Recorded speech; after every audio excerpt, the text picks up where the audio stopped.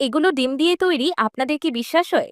কাউকে বিশ্বাসই করাতে পারলাম না, হুবহু চিকেন ফ্রাইয়ের মতো দেখতে এই নাস্তাটি ডিম দিয়ে তৈরি। দেখতেও খেতে নাকি ডিট্টো চিকেন ফ্রাইয়ের মতো হয়েছে।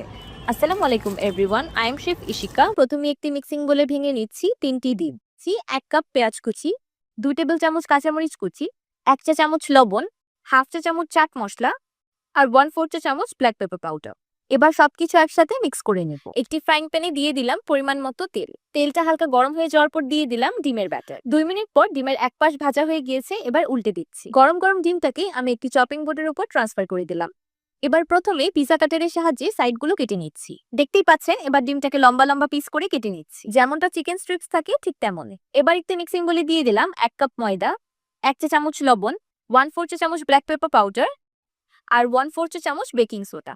এবার একটা ম্যাজিক উপকরণ অ্যাড করব, সেটা হলো ম্যাগি স্বাদে ম্যাজিক। আমি এখানে 1 প্যাকেট ম্যাজিক মশলা ব্যবহার করছি। শুকনো উপকরণগুলো একসাথে মিশিয়ে নিলাম।